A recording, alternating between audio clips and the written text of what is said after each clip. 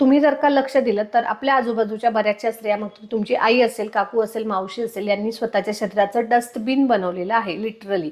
कारण डस्टबिनमध्ये आपण अनावश्यक खराब झालेले असे पदार्थ टाकत असतो, वस्तू टाकत असतो. त्याचप्रमाणे या स्त्रिया कंटिन्युअसली घरामध्ये जे काही लेफ्ट ओव्हर फूड असेल, म्हणजे शिळं अन्न असेल, हे आपल्या शरीरामध्ये टाकत असतात.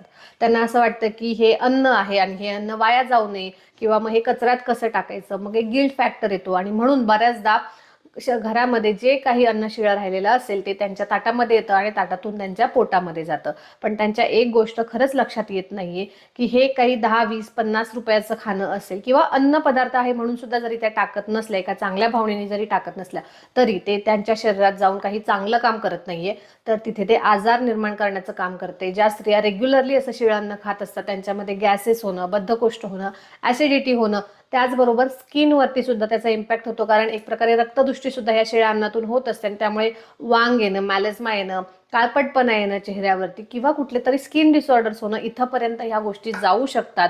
आणि म्हणून तुम्ही कुठल्याही प्रकारे पैसे तरी वाचवत नाहीच आहात, उलट पैसे जास्ती खर्च करण्याचं हे काम आहे. कारण ह्यातून जे आजार उद्भवणार आहात त्याच्या ट्रीटमेंटसाठी तुम्हाला आणखी पैसे खर्च करावे लागणार आहेत. त्यामुळे तुम्हाला कितीही वाईट वाटलं असेल तरी सुद्धा डोळे बंद करून हे शिळं राहिलेलं अन्न तुम्ही घराच्या बाहेर टाकून द्या. मग तुम्ही ते प्राण्यांना खाऊ घाला, किंवा मग कसंही त्याची विल्हेवाट लावा, किंवा तुम्ही कंपोस्ट बनवण्यासाठी त्याचा वापर करू शकता. आणि सगळ्यात बेस्ट वे हा आहे की तुम्ही बनवतानाच अन्न थोडं प्रमाणात बनवा. कारण आता आपल्याकडे काही पूर्वीच्या सारखे कधीही अचानक पाहुणे वगैरे येत नाहीत की ज्यांच्यासाठी आपण थोडंसं एक्स्ट्राचं जेवण बनवावं.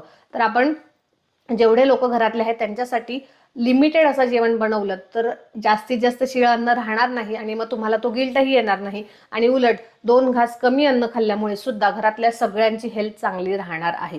त्यामुळे आवर्जून हा व्हिडिओ जास्तीत जास्त महिलांपर्यंत, तुमच्या घरातल्या प्रत्येक स्त्रीपर्यंत पोहोचवा, ज्या हे शिळं राहिलेलं अन्न स्वतःची जबाबदारी समजून ते संपवण्याचा प्रयत्न करत असतात, पण त्यातून येणारे हेल्थ इश्यू हे त्यांच्यासाठी खरंच चांगले नाहीयेत.